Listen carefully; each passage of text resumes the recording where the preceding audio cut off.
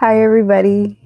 My name is Monica Guzman, and I am testing out this live stream stuff. So I did do one take and the internet cut off. So I've seen this happen to other people on live streams. And so it's going to be interesting. And that's the reason why I'm testing all this out um, at night when the least amount of people are watching.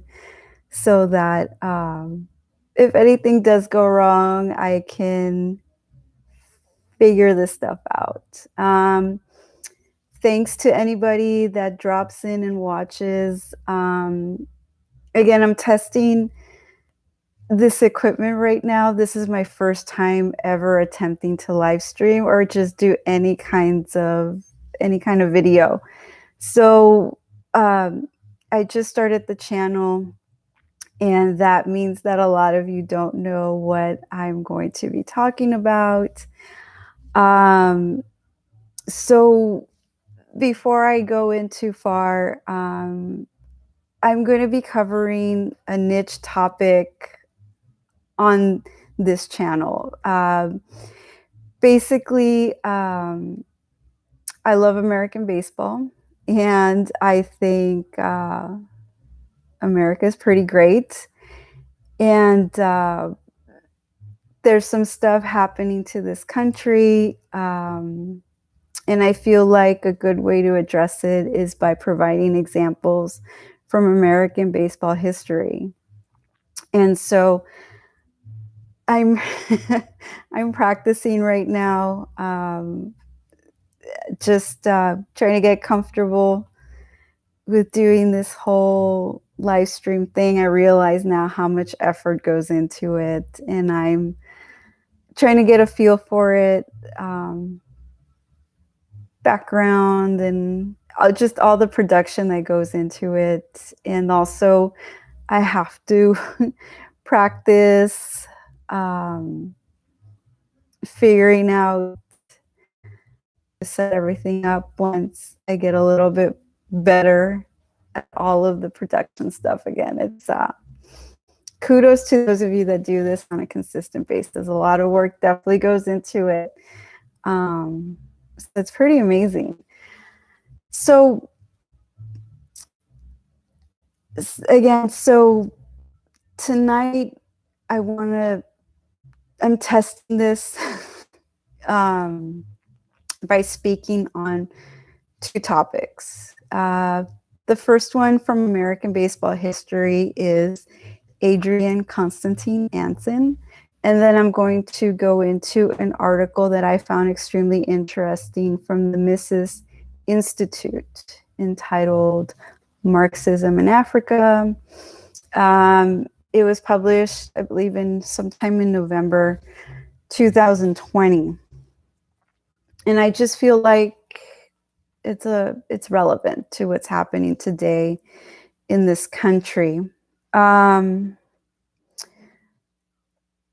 me start by throwing some numbers at you. Something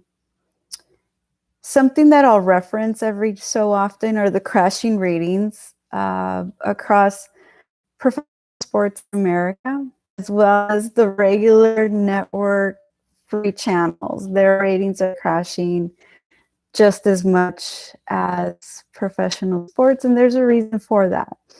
So I get that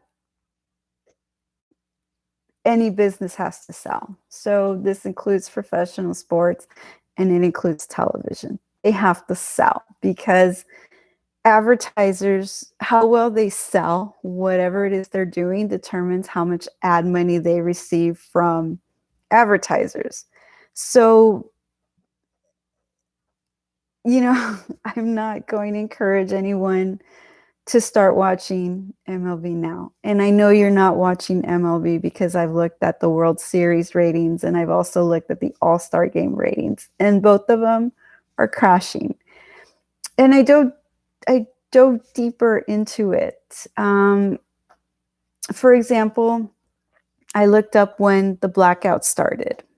So it turns out the reason why MLB games are blacked out is due to an exclusive deal that they set up with ESPN. I don't remember if it was 2002 or 2012. Um, so the crashing ratings for MLB precede the blackouts. So the blackouts didn't cause the ratings drops. Neither did streaming. I mean, when did Netflix come into the picture? I mean, it wasn't, I remember, not from personal experience, but I do remember when Netflix was a mail DVD service and then they switched over to digital. The crash in MLB ratings precedes just streaming in general, precedes the blackouts. So something else is obviously causing the loss of interest in MLB by Americans. So the census numbers are updated now. I haven't looked them up, but I took a quick look, just did a quick search. There is a new number as of May 1st, 2021. But that's just an estimate. That wasn't from the census website. But on July 23rd, 2020, the census did estimate that the US population hit a milestone of 330 million. From 2014 to 2018, the census estimated that there were almost 120 million households in America. And each household holds 2.63 persons. 78% of those are white alone, while 60% of those are white without Latino or Hispanic. And I'm never going to understand how that works. I can tell you when I fill out government forms, I look for the box that says Mexican because I have no idea why they make that differentiation. But nonetheless, so let's just say that through 2018, the white population in America stood at 60%. So then you've got 18% Latino Hispanic. And then you've got a 13.5% foreign population. And again, that Latino Hispanic still throws me. So whatever.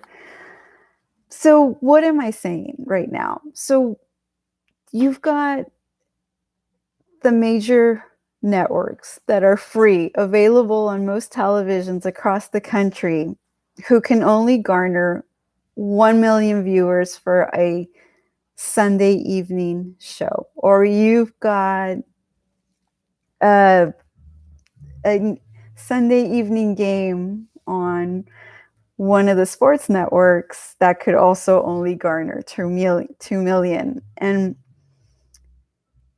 the point I'm trying to make is if the US population hit 330 million and they can only garner 2 million viewers, they've got problems. And I understand too that MLB is making money.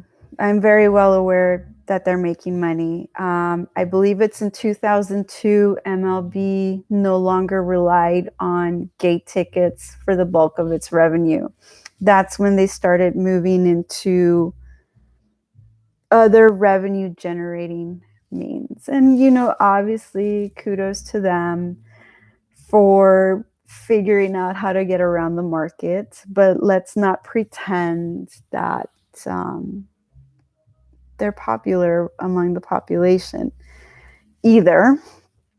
So, okay, so that's one set of statistics that I'll be talking about um, through the end of the year, um, because I plan to keep doing these live streams at least through the end of the year, and I'm planning on building off of that into a different project. But I just want to start getting this information out there because I'm an American. I may not be a blood American. My ancestors may not have traveled here, with the pilgrims or the colonists or even, the people that came over during, once after the Revolutionary War. But for me, I'm an American and I appreciate being an American. And what's there's nothing more. Well, there are several American, but baseball is one of them. And the changes that have occurred have caused the game of today to be something else. And it goes a little bit to the demographics of the game itself, the demographics of the players, but it's also because these guys, there's so many that are injured, they don't play consistently. They're switching teams very often. And so the game's just not the same. And I'm definitely not doing this to fix MLB's problems. It's up to them to figure it out. But I'm using these streams to talk about the American baseball pioneers. And this isn't going to be a sports talk show. This isn't going to be me breaking down plays of the day or me talking about upcoming games. This isn't about jock worship either. This isn't going to be a political show either. This is just me commenting on what's happening right now in this country through the lens of American history and the American baseball pioneers. Because Babe Ruth, Ty Cobb, Honus Wagner, Walter Johnson, Christy Mathewson, Cy Young, and Cap Anson were more than just baseball players. These guys were men and they were Americans. And they represented what America stood for at that time. And I believe that they can be used to rediscover America. So Cap Anson was born Adrian Constantine Anson, and he was nicknamed Captain because he was a player manager. He was born April 17th, 1852. He passed away April 14th, 1922. He was a batting champion. He was also an RBI leader. He got into the Hall of Fame through the Veterans Committee in 1939. He played first base. He played 27 seasons. He is, by several accounts, the first American baseball superstar, which is pretty awesome. And so my research is based mostly on his book. Obviously, it's an autobiography that was ghostwritten, but it's still his perspective. It's still his stories, his memories. when I read it, I felt he was very honest. He talked about his encounters with Iowa Indians when he was young. He also talks about an encounter with an African who was supposed to be some sort of mascot, and he reneged on his deal because he got a Broadway deal. And then he bumped into him again when the baseball players went on this huge world tour. And I guess he ended up performing with, as a part of the troupe from their East Coast trip to San Francisco. And so I'm not going to get into the details of this now, but Cap Anson has been turned into a villain in the same manner that Ty Cobb has been turned into a villain, which makes no sense to me because they were Americans living on their own soil. So I just, it doesn't make sense to me, and I don't think it needs to be that way. So again, thank you to anyone who joins this live stream. I don't know what kind of content you guys are probably searching for at this time, but I want to let you know that this is a new channel that I've launched, and my focus is the intersection of American baseball history and America. And I'm putting this information out there because I feel there's a lot to learn, and there's a lot to remember about these men who shaped the identity of the country in many ways. And the first person that I'm talking about is Adrian Constantine Anson, also known as Cap Anson. And I believe that he was turned into a villain. I'm not sure if it happened before 1983, but definitely in 1983, a man was on some sort of mission to prove that Anson was some sort of evil person. And it's something that they did to Ty Cobb as well. And it's a good thing that Babe Ruth was he basically put the Yankees on the map. And it's a good thing that he is as awesome as he was, because I wonder if they would try to cancel Babe Ruth too. If it was possible, I kind of feel like they would try to cancel him too. Walter Johnson, Honus Wagner, Christy Mathewson were maybe quieter, more doing their own thing, but I don't believe that there's been an attempt to cancel them. So I just feel like it's very suspect why they would go after some of the greatest Americans that lived in their time. And so they're good examples that young men can follow. Cap Anson was more than just a baseball player. He was a businessman. He went back to school in his later years. So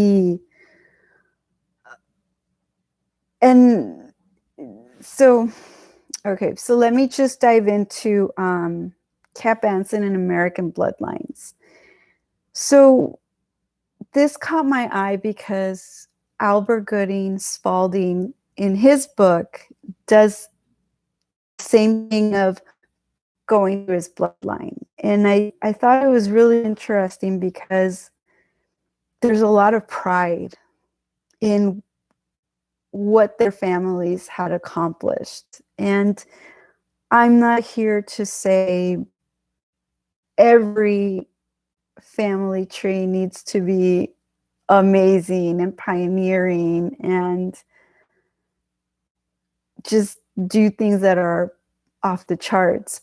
But I feel like with the destruction of the nuclear family,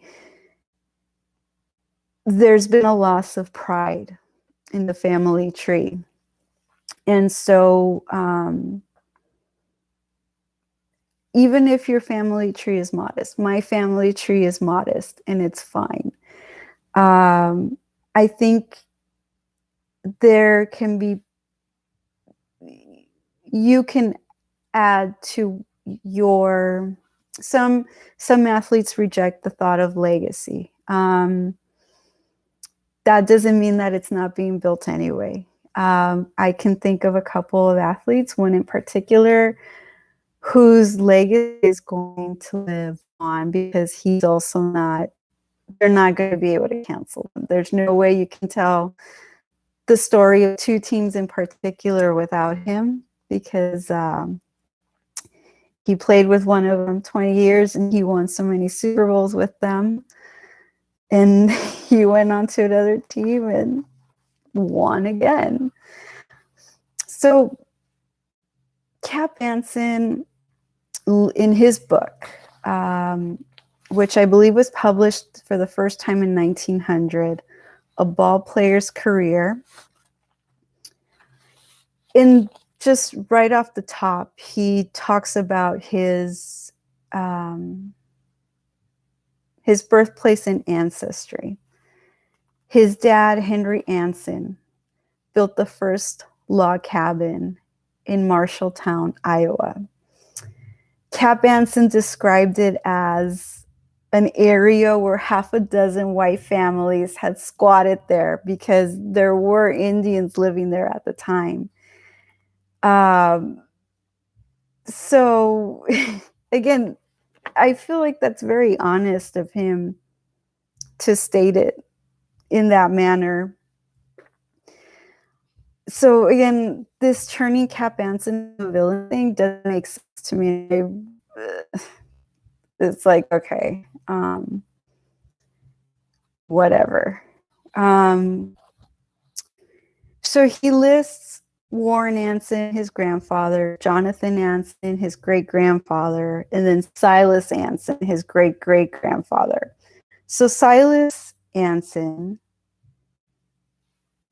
descended from a brother that went from England to the USA. And I want to remind you guys that in 1790, almost 67% of the population in the United States was made up of the English and Welsh. And then we go into single digits in the population.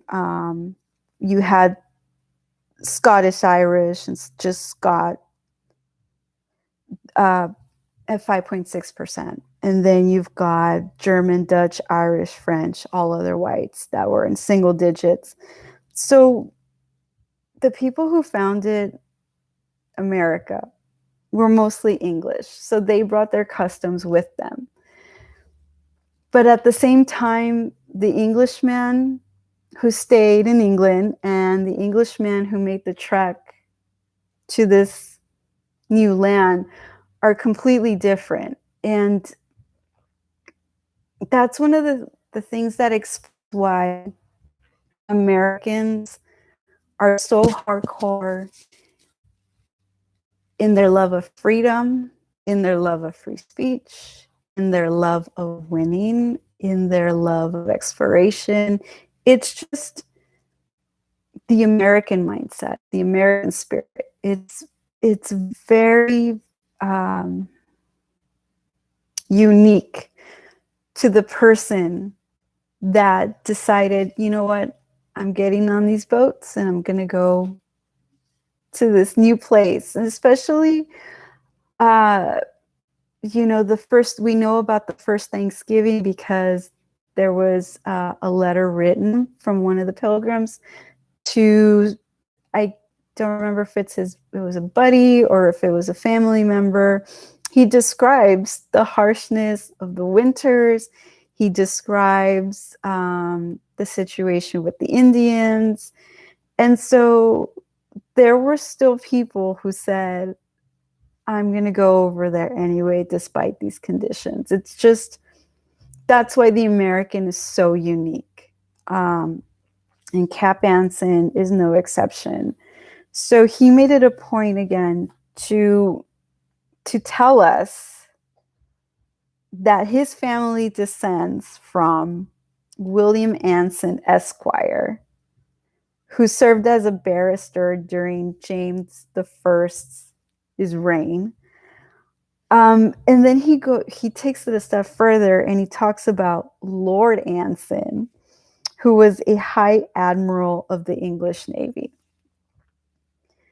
And I'm quoting directly on this one. He said, "First daring band of soldiers who traveled the globe and helped lay the foundation of England's present greatness."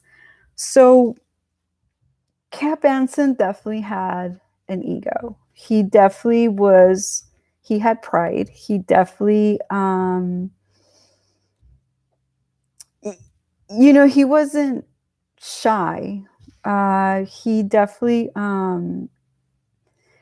the only time I believe he uh, he expressed weakness was when he didn't ask his future wife's father's permission to marry her. I believe he wrote her a letter. He didn't ask him in person.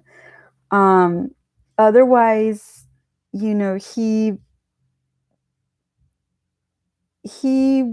was bold. He was daring. But he had a good head on his shoulders. Very representative of the American spirit. Wanted to win. Wanted to be great at what he did. And so these American bloodlines, again, Cap Anson, his family basically settled Marshalltown, Iowa. His dad built the first log cabin there. And then he lists all the accomplishments of his family members. He also talks about the other brother. So I guess there were two brothers that went from England to the colonies. One brother, when the Revolutionary War broke out, one brother sided with the colonists and the other brother sided with England. And so that brother he became a Tory and he changed his name to Austin. So that's definitely interesting. But so it shows that, first of all, Cap Anson's bloodline is pretty awesome. He wasn't survived by any sons, unfortunately. He did have daughters, though. And I haven't looked up the family tree to see how everything dispersed from there. But his wife birthed, I believe it was 3 sons, and none of them survived, which is pretty tragic. But that's life, I guess. But it's too bad. It would have been amazing to see what kind of genes he would have passed on to a son. So you've got this family who is pretty outstanding, but you also have a family who had a rift.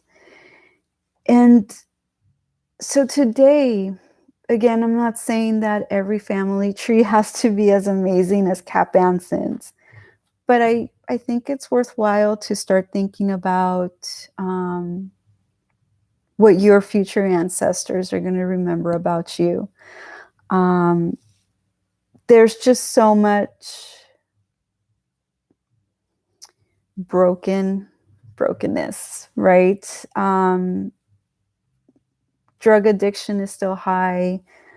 Um, Sexual deviancy is just off the charts. STDs are on the rise again ever since the lockdowns began. Um, so these American bloodlines are, it's just tragic what's happening in my eyes, that there's just, it's understandable why so many Americans don't even make the effort to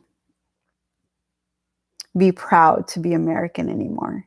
It's almost like you have nothing to be proud about, which is tragic, because maybe in the last 50 years, your family could have gone sideways, right?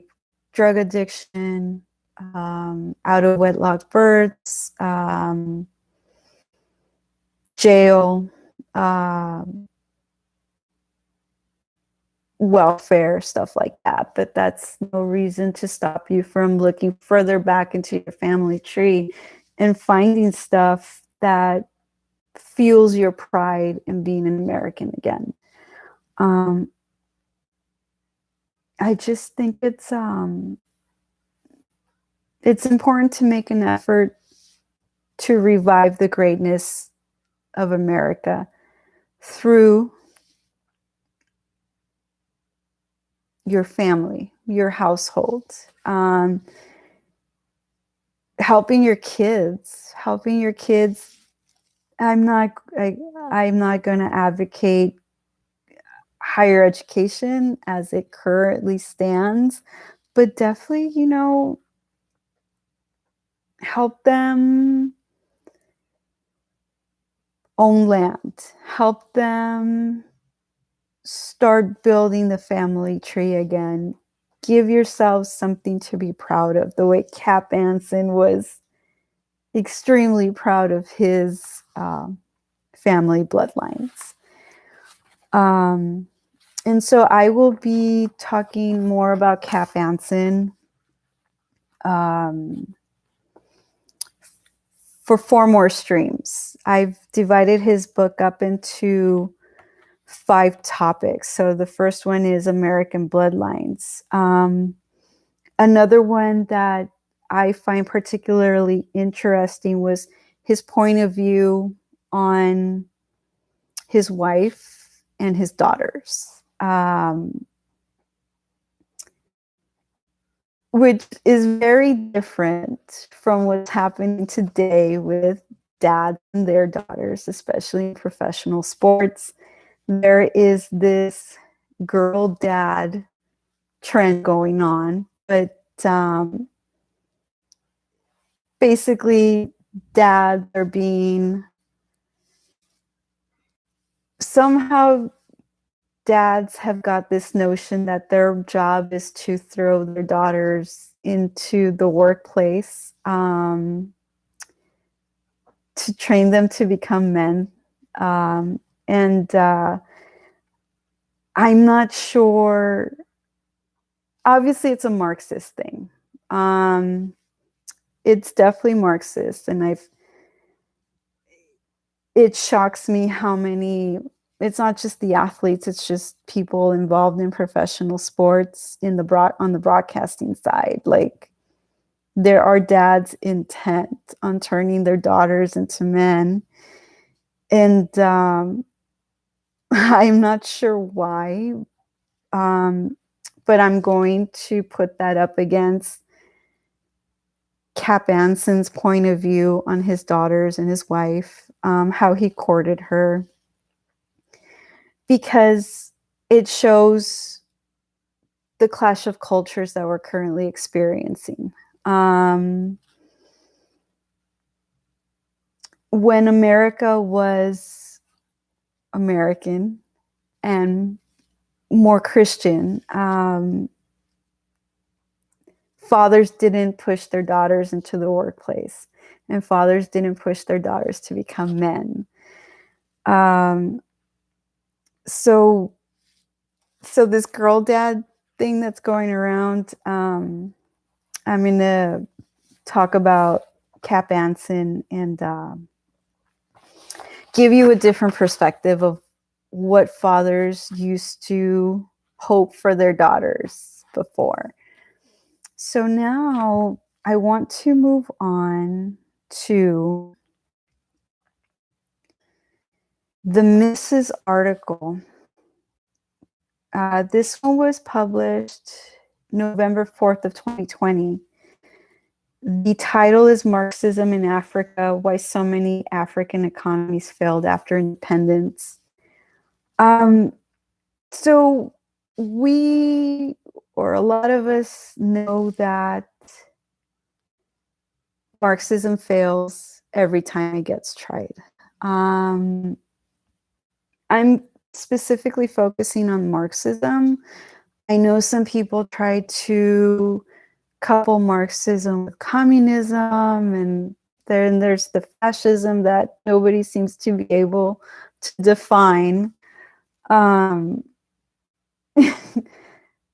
so this article again is from the Mrs. Institute. You can look it up online. What caught my eye wasn't that Marxism failed in Africa. What caught my eye was the man who led the Marxist revolution in Africa. And so I put that up against what's happening today, namely last year when the riots broke out in May of last year, right? Summer of riots, riots of summer, something like that. And I'm not trying to pick on anyone. I'm not trying to drop names, at least names of people currently. But there's no way around talking about LeBron James and what he's doing. If you didn't catch a glimpse of it, LeBron James tweeted out a picture of a policeman, essentially putting a target on his back because unluckily he answered. I don't know how he arrived to the scene, if he received a call and he was the cop on duty, and so he ended up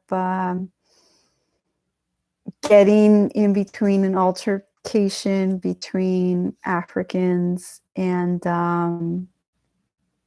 one ended up dead, I guess, or badly injured.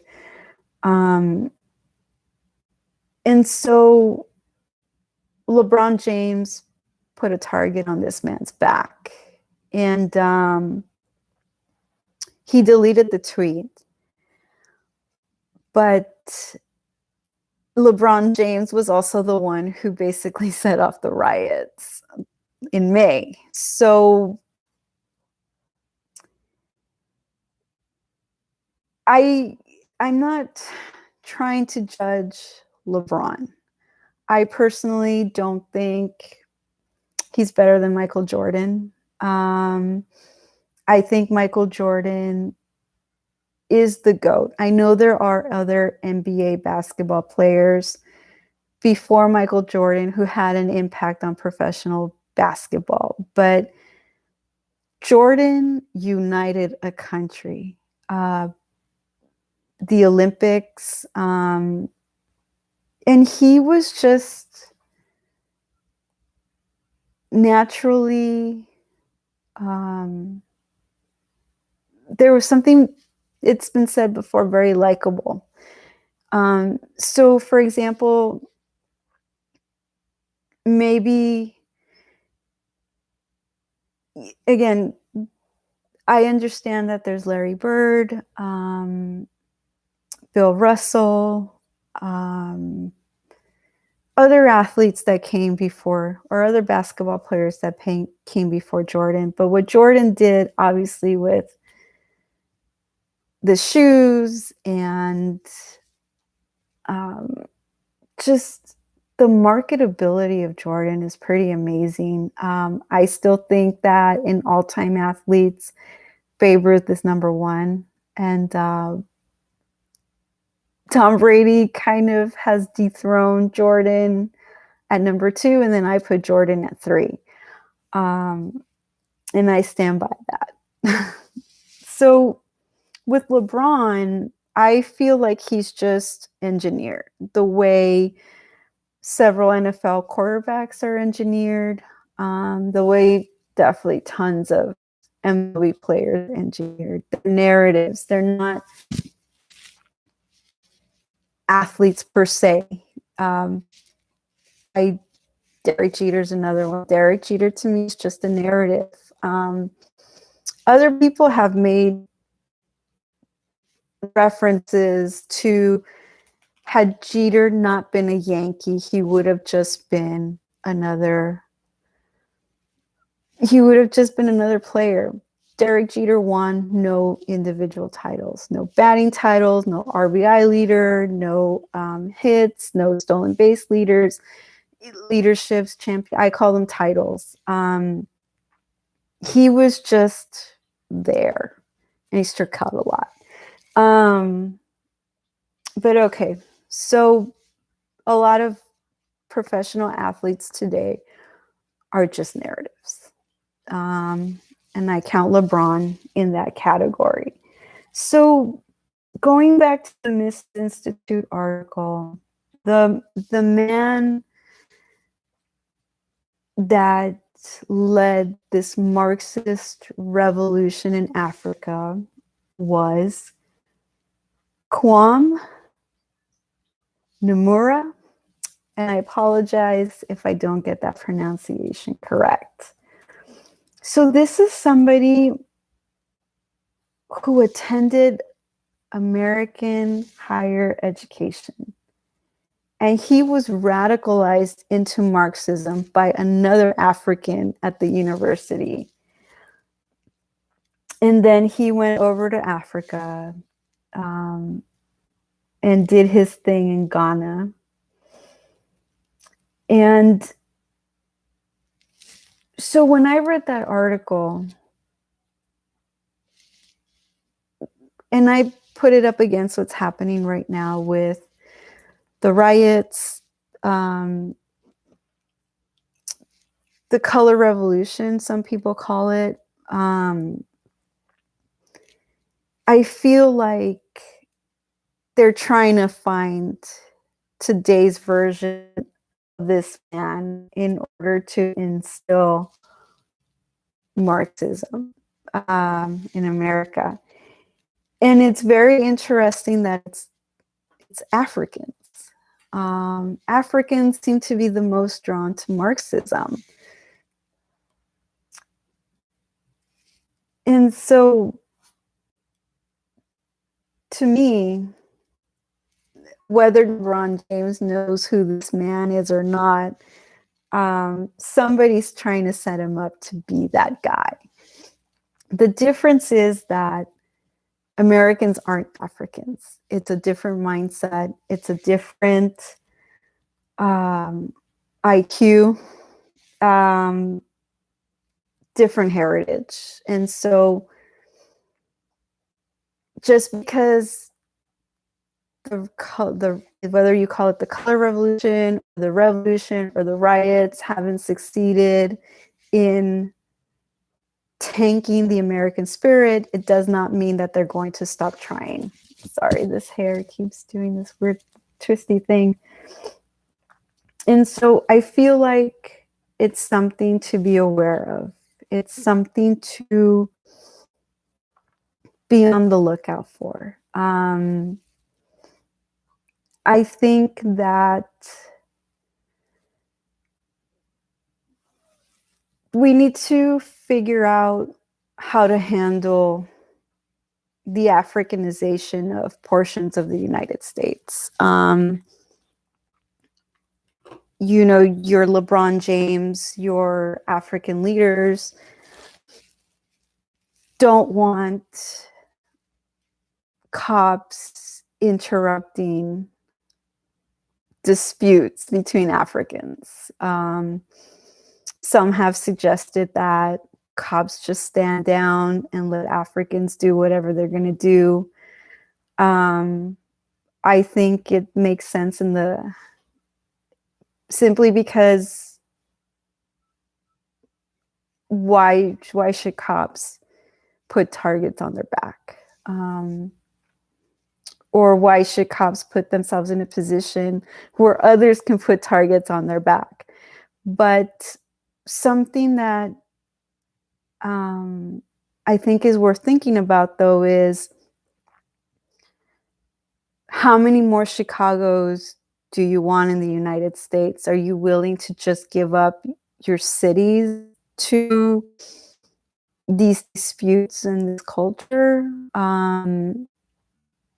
I mean, what happens when they do decide to move into rural areas? I understand that rural Americans are far more prepared to take on these rioters. But I don't know.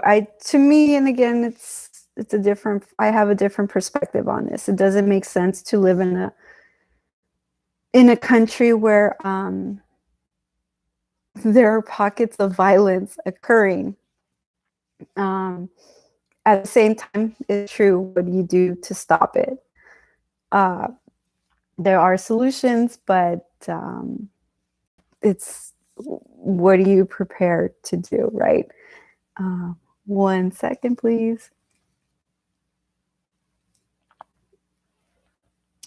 So what I'm getting at is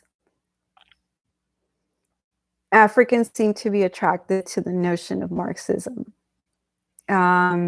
It's been tougher for them, and whoever is encouraging them to destroy the American spirit. Americans are pushing back. But how long do you want this to keep going? How long do you want this to... How long are you going to let it stretch out? Apparently, the riots of the 70s lasted 12 years or so. So, sorry.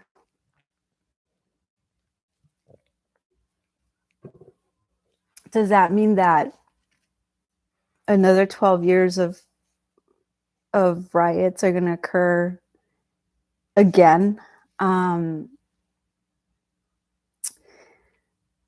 I just, I'm not sure. And it's something that I'm posing for you guys to think about.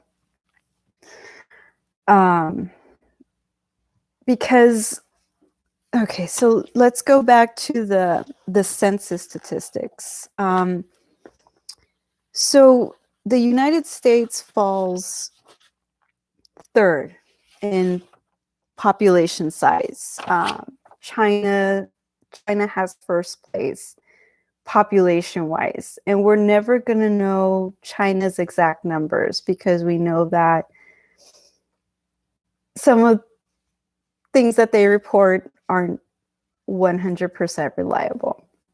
And then you've got India in second place, and I've got them down at a population of 1.3 billion. And these are statistics that I pulled summer 2020. So let's go off of India for now. India has no official religion. And I don't believe that they have an official language. It seems like they speak Hindi and English. But then they have thousands of ethnic groups, and we all know that India, 60% live on less than $3 a day. So they're in extreme poverty in India. So something that I wouldn't want to happen to America is this Indiaification country where the country's going to end up with pockets of ethnic groups speaking different languages, adhering to different religions. Because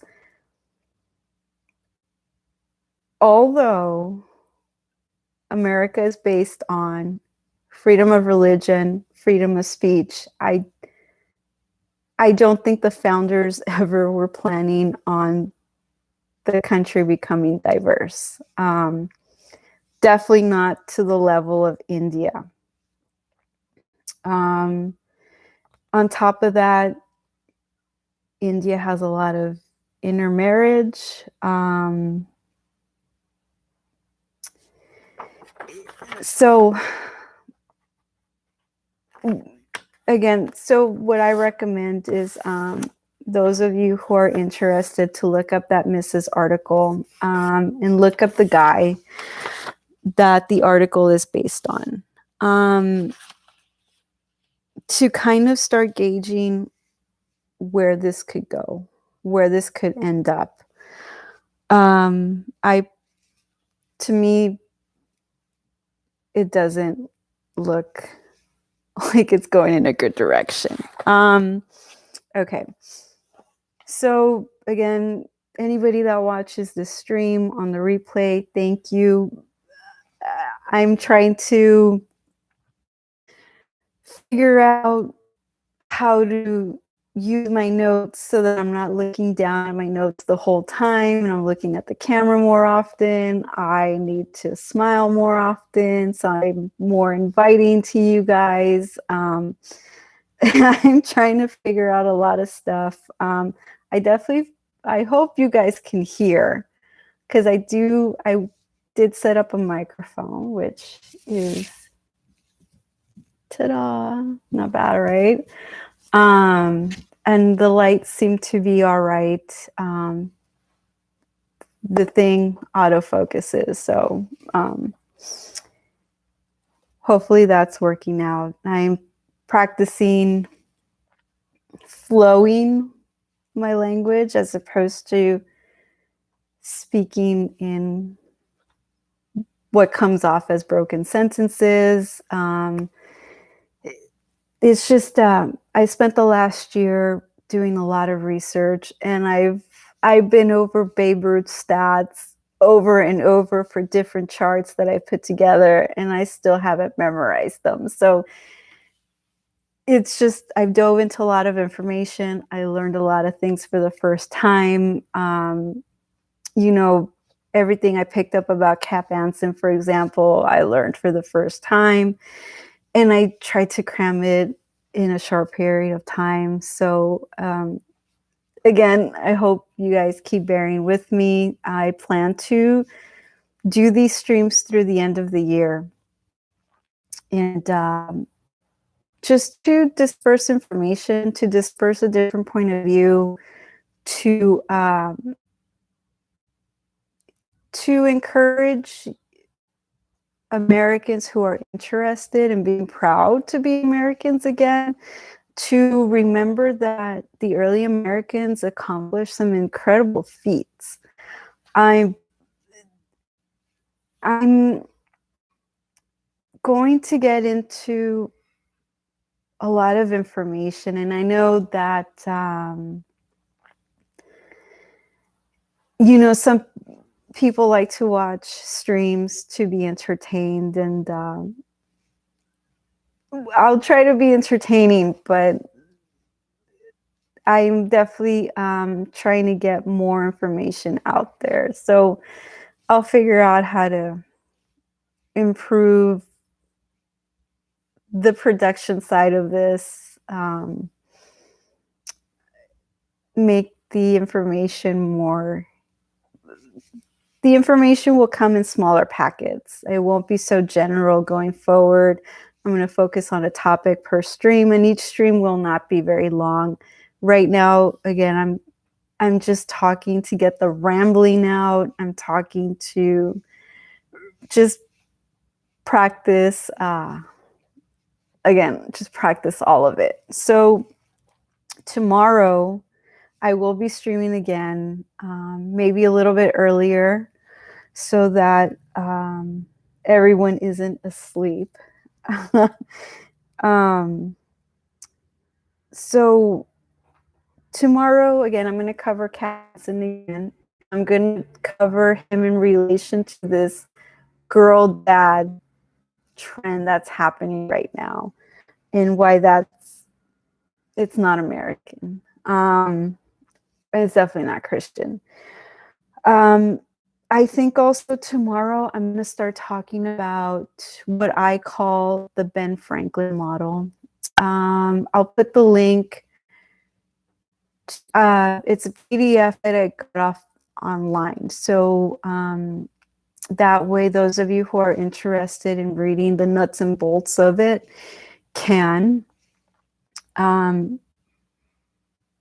Because, so let me tie in a little bit of current events. So my favorite platform is Twitter. And that's where I go to get what's happening right now. Twitter doesn't like, and I understand what they don't want on the platform. And it's forcing people to self-censor themselves and whatnot. But the thing is, Twitter does a lot of things right. And I'm not going to get into the nuts and bolts of some of those things because those are insights that some of us may need when we set up our own platforms. I know that there's Gab. I know that there are other smaller ones. I tried Telegram, but I'm not a WhatsApp person, so I didn't really get the gist of it. So it's about trying not to create your own echo chamber. Okay, so I know about what happened to Nick Fuentes and the no-fly list. And I agree that it's not American to put Americans, their own soil, on a no-fly list. So basically right now what's happening is Americans are being treated as terrorists in their own country. Now, on the flip side of that is, at the same time, it's time to stop being victims. I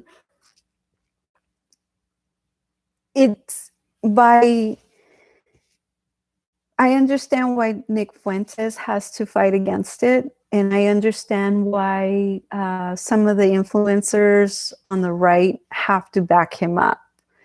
But at the same time, the no-fly list debacle shows several things. For example, it shows that Americans are not in charge of America anymore. And then it shows the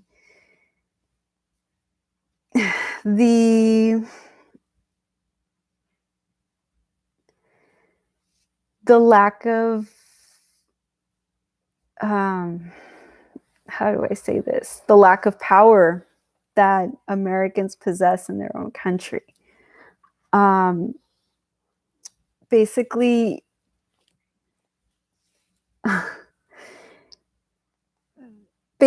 you are being pinned to the mat, and they're keeping you down on the mat. So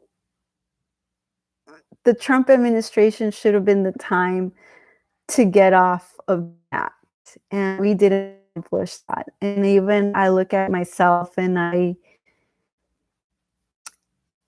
you know, I feel like I could have been more active in trying to accomplish more things while we had the power or we had someone on our side. We came out of the Trump administration without leaders. We came out we didn't come out in a better place. Politically, we didn't come out in a better place. Socially, we didn't come out in a better place. On the technology front, so there needs to be an effort to stop whining. There needs to be an effort to stop being victims. And so I believe that the Ben Franklin model is a good way to start moving in a positive direction. And I will be talking about that tomorrow.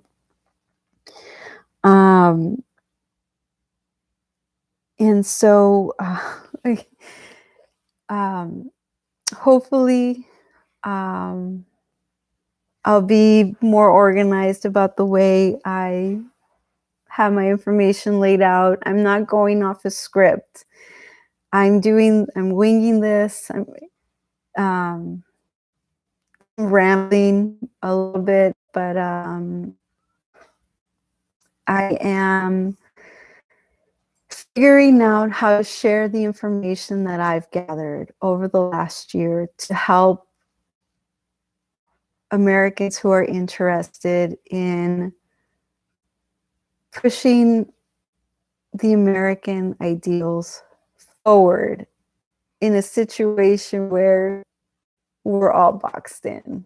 You know, I don't feel despair, but I definitely feel a sense of urgency.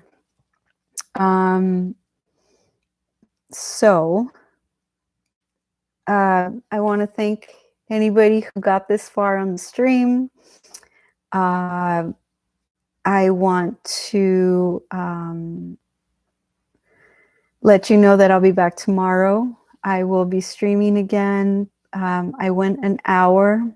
Hopefully, whoever watches, you guys picked up a couple of tidbits. And so I will be back tomorrow evening again to practice and to talk about Cap Anson and the Girl Dad movement. And I will be talking about the Ben Franklin model.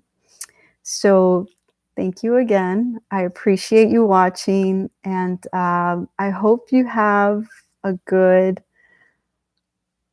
morning until I see you again.